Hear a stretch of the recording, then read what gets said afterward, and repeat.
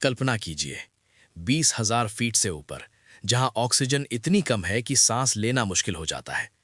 तापमान -40 degree Celsius से नीचे, बर्फ की चादर पर खड़े होकर भी गिरने का खतरा, और सामने दुश्मन जो पहले से मजबूत पोस्ट पर कब्जा जमाए बैठा है। क्या आप जानते हैं कि भारतीय सेना के एक छोटे से ग्रुप ने ऐसी जगह पर चढ़ाई की जहां कोई हेलीकॉप्टर नहीं पहुंच सकता, कोई सपोर्ट नहीं था और मौत हर कदम पर थी। ये कहानी है ऑपरेशन राजीव की, सियाचिन की सबसे ऊंची और सबसे खतरनाक जंग की। लेकिन क्यों ये कहानी आज तक छिपी रही? क्यों कोई बड़ी फिल्म या डॉक्यूमेंट्री नहीं बनी? आज हम इस रहस्य को खोलेंगे कदम दर कदम। अगर आप तैयार हैं इस ठंडी मौत की यात्रा पर, तो रुकिए मत, क्योंकि ये कहानी सुनते ही आपका सीना गर्व से चौड़ा हो जाएगा। भाग 1, सियाचिन का रहस्य और शुरुआत का तनाव। सियाचिन ग्लेशियर दुनिया का सबसे ऊंचा युद्ध क्षेत्र, 76 किलोमीटर लंबा, 6,000 मीटर से ऊपर। 1984 में भारत ने ऑपरेशन मेघदूत से इसे कब्जे में लिया, पाकिस्तान से पहले। लेकिन पाकिस्तान ने हार नहीं मानी। उन्होंने सालों में कई ऊंची पोस्ट पर कब्जा करने की कोशिश की। एक ऐसी पोस्ट थी क्वैद-ए-आजम पोस्ट, जो 21,153 फीट की ऊंचाई पर थी। ये पोस्ट सियाचिन के बिलाफोंद ला पास को देखती थी। पाकिस्तान ने 1987 में इसे कब्जे में ले लिया था। भारतीय सेना के लिए यह खतरा था। अगर पाकिस्तान वहां मजबूत हो जाता तो पूरा सियाचिन क्षेत्र खतरे में पड़ जाता। भारतीय कमांड ने फैसला किया, इस पोस्ट को वापस लेना है।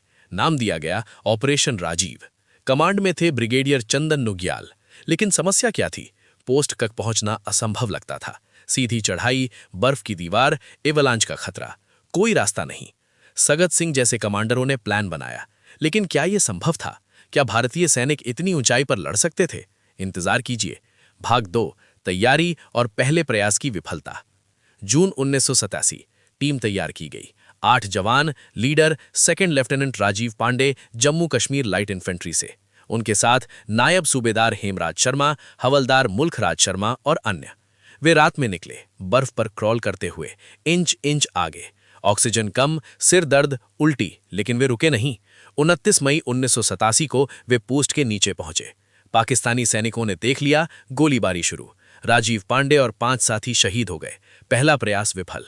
लेकिन सेना नहीं रुकी। नया प्लान। इस बार लीडर नायब सूबेदार बाना सिंह। 8 जून 1987, टीम बाना सिंह, नायक सोनम वांगचुक और अन्य। वे रात 2 बजे निकले। 12,000 फीट की बर्फीली दीवार, बिना रस्सी के, सिर्फ आइस एक्स से चढ़ाई। एक एक कदम, गिरने का डर। लेकिन बाना सिंह ने कहा, हम पीछे नहीं हटेंगे।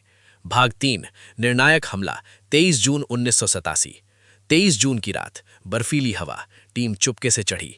बाना सिंह आगे, उन्होंने ग्रेनेड फेंका। पाकिस्तानी सैनिक चौंक गए। बाना सिंह ने पोस्ट पर चढ़कर AK-47 से फायर किया। हाथ से हाथ की लड़ाई। पाकिस्तानी कमांडर भागा। बाना सिंह ने उसे पकड़ा और नीचे धकेला। पोस्ट पर तिरंगा फहराया। पाकिस्तान के 12 सैनिक मारे गए। भारतीय पक्ष से कोई हताहत नहीं। पोस्ट का नाम बदलकर बाना पोस्ट कर दिया गया। बाना सिंह को परमवीर चक्र मिला, भारत का सर्वोच्च वीरता सम्मान।